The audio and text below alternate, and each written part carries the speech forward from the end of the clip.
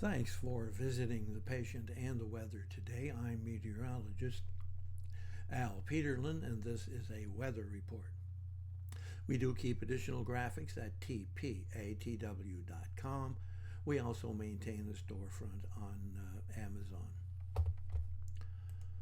Looking at the surface map for the 4th of July, you can see that we have high pressure dominating almost the entire country, but there is a very interesting front, a warm front cutting down the northern plains, cutting east as a cool front across southern Nebraska through Iowa, all the way across through northern Indiana, South Bend, across into basically close to Cleveland, across Pittsburgh, and on up through New York City and on up toward Bangor.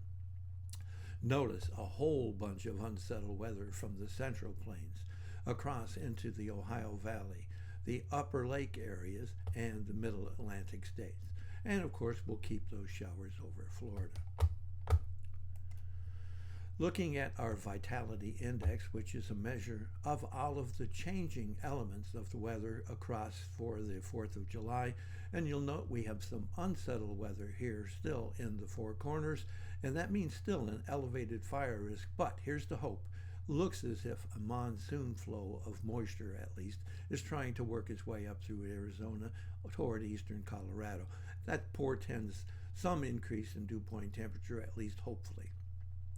Then looking at the eastern half, or eastern, really 3/4 of the country, we have specifically areas to look at, and that is the upper plains, the upper Mississippi Valley, and the Ohio and Tennessee valleys here in the east. Pressure change itself is not significant in the heat of summer, but we can see we do have a little bit of rising pressure here in the eastern portions of Nebraska into eastern South Dakota.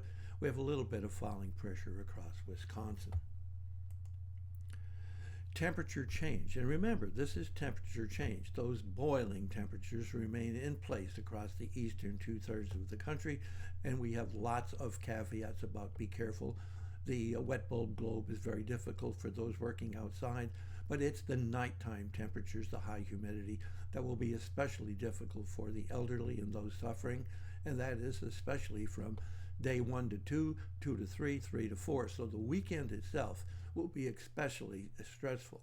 What this map is showing is that we're finally seeing some warming starting to come into the Wyoming, Montana, and the Dakotas areas. So the cool west will finally be warming up. Looking at the change in dew point temperatures, again, not a lot of change to the east, but hopefully we do see dew point temperatures rising again through the Four Corners into eastern Colorado. Vapor pressure showing much the same thing, and we are showing a little bit of diminishing vapor pressure up here in New England.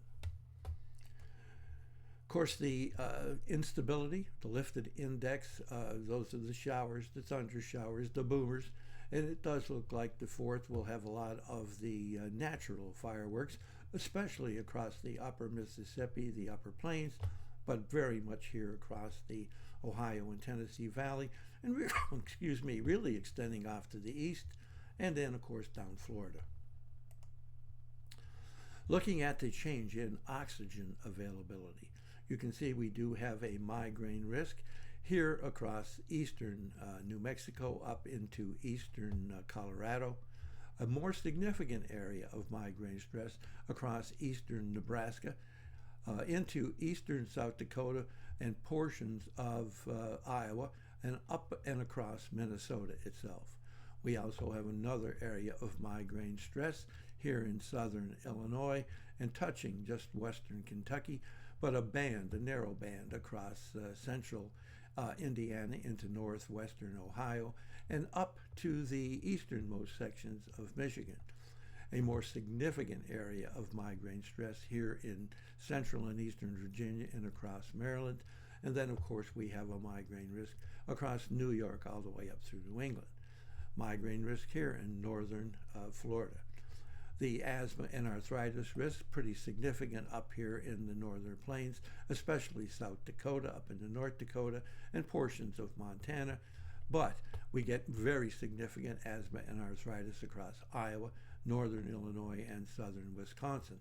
And finally, that asthma and arthritis risk here where we have eastern Tennessee meeting western North Carolina and really extending on up into very much southeastern Kentucky.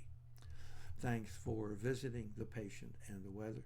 Your comments are appreciated, and if you hurt, tell us where you're located.